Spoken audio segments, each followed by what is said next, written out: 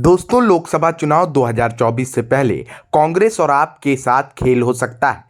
दोस्तों, लोकसभा चुनाव 2024 से पहले पंजाब में बीजेपी इंडी के साथ खेला कर सकता है। जहां एक तरफ आम आदमी पार्टी और कांग्रेस के बीच जूतम पैजार मची हुई है, तो वहीं दूसरी तरफ बीजेपी ने बड़े शांत तरीके से जबरदस्त प्लान बना लिया है, जिससे पंजाब में आप और कांग्रेस की नींद उड़ सकती है। बस औपचारिक ऐलान मात्र होना ही बचा है। तो वहीं इंडी अलायंस का झगड़ा पंजाब में में आसमान पर है। इंडी के नेता पूरी तरह से कंफ्यूज हैं कि उन्हें करना क्या है। कभी वह कहते हैं कि हम अलायंस में तो हैं, लेकिन अलग चुनाव लड़ेंगे। कभी वह कहते हैं कि जो हमारा शीर्ष नेतृत्व तय करेगा वो करेंगे। वहीं सीएम भगवंत मान कह चुके हैं कि वो कांग्रेस के साथ गठबंधन नहीं करेंगे। इस हालत में न इंडी के दल चुनाव की तैयारी कर पा रहे हैं और न ही ठीक से जनता को समझ पा रहे हैं। तो वहीं दूसरी तरफ बीजेपी लगातार एनडीए का कुंबा बढ़ा रही है। क्या है पंजाब में बीजेपी का धांसू प्लान, बताते हैं आपको इस रिपोर्ट में।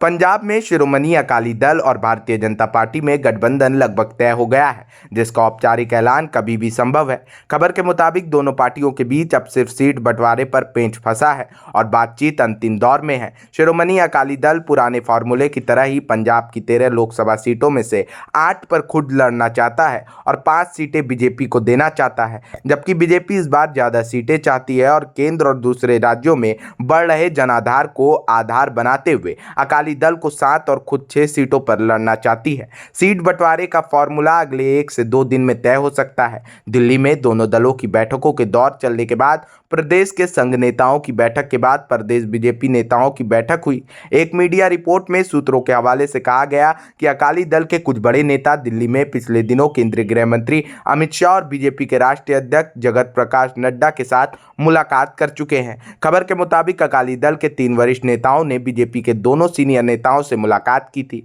इनमें एक लोकसभा और एक राज्यसभा का पूर्व सांसद भी शामिल था। वहीं पंजाब बीजेपी अध्यक्ष सुनील जाखड़ भी दिल्ली पहुंच गए थे।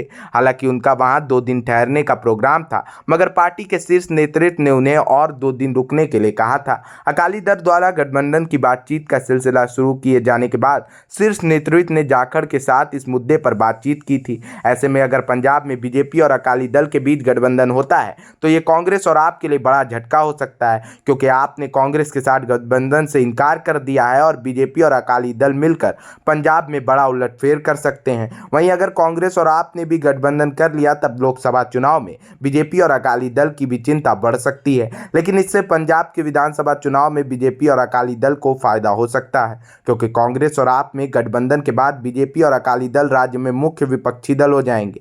ऐसे में बीजेपी द्वारा अकाली दल के साथ गठबंधन करने के फैसले से पंजाब में आम आदमी पार्टी और कांग्रेस दोनों फंस गई है।